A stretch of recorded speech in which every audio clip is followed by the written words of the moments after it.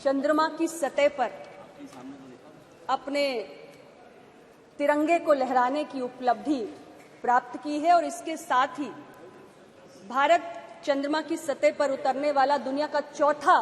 देश बन गया है और दक्षिणी ध्रुव पर उतरने वाला दुनिया का पहला देश बनकर उभरा है। चंद्रयान 3 की सफलता के बाद हमने आदित्य L1 की सफलता को भी देखा और आज देश में गगनयान की भी बात हो रही है। और मैं इस अवसर पर, चूंकि मैं बहुत देर से अपने साथी सांसदों के विचारों को भी सुन रही हूं, तो मैं जरूर कहना चाहूंगी कि जब बात भारत की उपलब्धियों का जश्न मनाने की हो तो किसी भी प्रकार का आपसी विवाद नहीं होना चाहिए। भारत के अंतरिक्ष क्षेत्र की जो यात्रा है वो 6 दशक से भी लंबी रही है और इसमें कोई भी किसी प्रकार का कोई मतभेद नहीं होना चाहिए कि इतने वर्षों की यात्रा में भारत के अंदर अलग अलग जो सरकारें रही, जो हमारे तमाम प्रधानमंत्री रहे जिन्होंने देश का नेतृत्व किया और जो हमारे महान वैज्ञानिकों की तमाम पीढ़ियां रहीं, उन सब के सामूहिक और सतत प्रयासों का ये परिणाम है कि आज हमने इतनी बड़ी उपलब्धि प्राप्त की है। इसलिए आज के इस अवसर पर उन सभी लोगों का अभिनंदन इस पूरे सदन को, हम सभी को करना चाहिए। अध्यक्ष महोदया, बजट की बातें भी मैं कुछ साथी सांसदों के मुख से सुन रही थी, इसलिए मैं जरूर कहना चाहती हूं कि कुछ विषय ऐसे होते हैं कि जब हमारी इच्छा शक्ति अत्यंत प्रबल होती है तो संसाधनों का अभाव कोई भी बाधा पैदा करने लायक ही नहीं बचता है। लेकिन हमारी सरकार ने इस सेक्टर को हमेशा बहुत प्राथमिकता दी है और 2014 में जब प्रधानमंत्री नरेंद्र मोदी जी के नेतृत्व वाली सरकार आई, उस वक्त जो बजट स्पेस डिपार्टमेंट को दिया जाता था तो 5,168 करोड़ हुआ करता था, जिसे हमारी सरकार ने इतने वर्षों में बढ़ाकर 13,000 करोड़ कर दिया है। हमें यह भी समझने की आवश्यकता है कि जहां एक और देश इस उपलब्धि से गौरवान्वित हुआ है, तो इसके अलावा इस उपलब्धि से जो स्पेस सेक्टर में हमने प्राप्त किया है, देश के आर्थिक विकास का मार्ग भी प्रशस्त हुआ है। बहुत सारे ऐसे स्टार्टअप्स, लगभग 140 स्टार्टअप्स हैं आज स्पेस सेक्टर में, और मैं कहना चाहती हूं इस अवसर पे कि 2016 के पहले भारत में कुछ 100 स्टार्टअप्स हुआ करते थे, लेकिन 2016 में हमने जब स्टार्टअप के इकोसिस्टम को बढ़ाना शुरू किया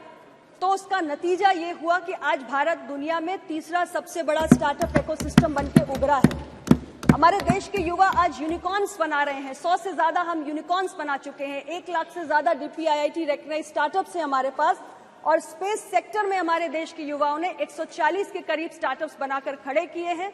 और स्टार्टअप्स और बहुत सारी कंपनियां हैं जो आज स्पेस टेक्नोलॉजी के क्षेत्र में, एरोस्पेस के क्षेत्र में, डिफेंस R&D के क्षेत्र में काम करती हैं, जिनके लिए इस उपलब्धि के बाद अनेक अवसर काम करने के पैदा हुए हैं। इसके साथ ही ऐसी बहुत सारी स्पेस सेक्टर में काम करने वाली भारतीय कंपनियां जिनके अंदर अब और काम करने की दिलचस्पी बढ़ेगी, क्योंकि इस चंद्रयान 3 के सफलता के माध्यम से हमारी जो अपनी इंडिजिनस टेक्नोलॉजिकल प्रोवेस है उसको भी हमने दुनिया के सामने प्रदर्शित किया है। सभापति महोदय, सबसे बड़ी उपलब्धि अगर मैं कहूं तो आज ये है कि भारत एक लीडिंग प्लेयर के रूप में रिकॉग्नाइज हुआ है अंतरिक्ष अभियानों के मामले में, यानी स्पेस एक्सप्लोरेशन और साइंटिफिक रिसर्च में आज भारत की जो ग्लोबल रेपुटेशन है वो बड़ी है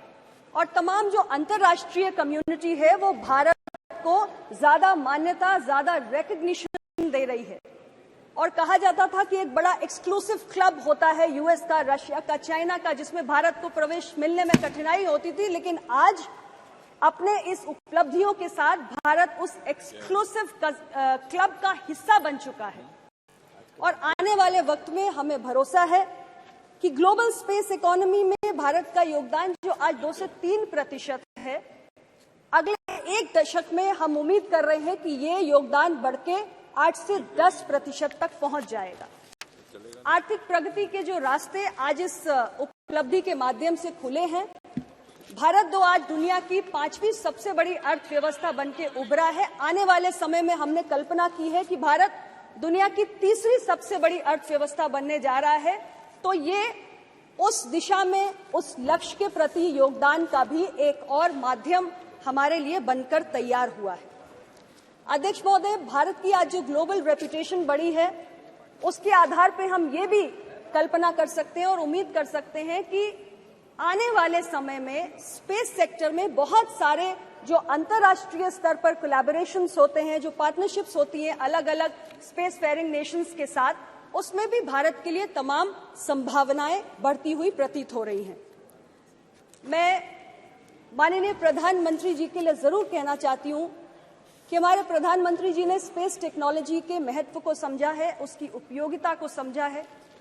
और इसलिए इसकी उपयोगिता पर बल देते हुए उन्होंने तमाम मंत्रालयों के कामकाज में इसके विस्तार करने के लिए भी अपने मंत्रिमंडल और अपनी पूरी टीम को प्रेरित किया है।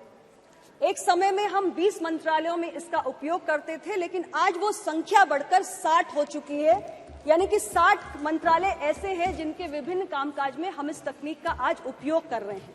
और बहुत सारे ऐसे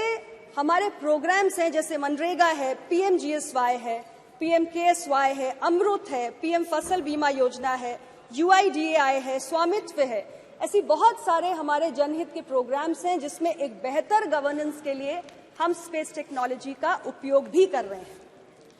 सभापति महोदय, भारत के वैज्ञानिकों के भीतर बहुत प्रतिभा है, बहुत क्षमताएं हैं, और एक के बाद एक इन 6 दशकों में हमने अपने वैज्ञानिकों की उपलब्धियों को देखा है। लेकिन क्षमताओं को, प्रतिभा को, कौशल को, उसे फलने फूलने के लिए एक अनुकूल वातावरण की आवश्यकता होती है। और हमारी सरकार ने माननीय प्रधानमंत्री जी के दूरदर्शी नेतृत्व के माध्यम से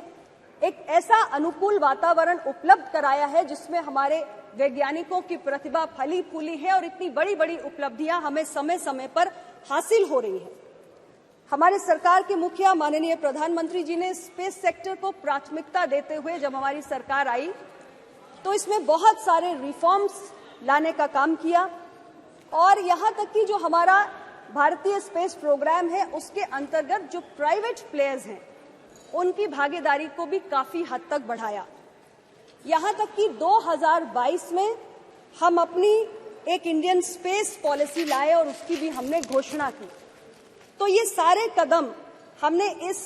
नजरिए से उठाए कि हमारा ये जो अंतरिक्ष विभाग का कार्यक्रम है, हमारा जो स्पेस मिशन है, वो आगे बढ़े। और आज हम ये मानते हैं कि जिस पैशन के साथ हमारे देश के वैज्ञानिक काम कर रहे हैं और जो माहौल हमारी सरकार उपलब्ध करा रही है, जो वातावरण हमने क्रिएट किया है, उसमें आने वाले समय में भी, जो अभी मैंने जिक्र किया कि आदित्य L1 के बाद अब हम गगनयान की भी बात कर रहे हैं, तो ऐसी और बड़ी बड़ी उपलब्धियां हैं जिसको आने वाले समय में हम हमारे देश के साइंटिस्ट प्राप्त करके दिखाएंगे। भारत नई ऊंचाइयों पर जाएगा और 2047 में जो हमने भारत को विकसित भारत बनाने का एक सपना देखा है, उस विकसित भारत के संकल्प को पूरा करने में हमारे सभी देशवासियों का जो योगदान हो रहा है, उसमें हमारी जो साइंटिफिक कम्युनिटी है और हमारा स्पेस डिपार्टमेंट है, उनका भी एक बहुत बड़ा योगदान होगा। और हम सबके सामूहिक प्रयास से मिलकर 2047 में भारत को हम एक विकसित देश बनाने का काम करेंगे। पुनः मैं आपके माध्यम से हमारे देश के सभी वैज्ञानिकों को बहुत बहुत बधाई देना चाहती हूँ, उनका अभिनंदन करना चाहती हूँ, और भविष्य में भी भारत को वो इसी प्रकार अपने प्रयासों से गौरवान्वित करते रहें, इसके लिए उन्हें बहुत सारी शुभकामनाएं भी देना चाहती हूँ। आपका बहुत बहुत धन्यवाद। धन्यवाद। Next speaker Shri MP Abdul Samad Samadani जी।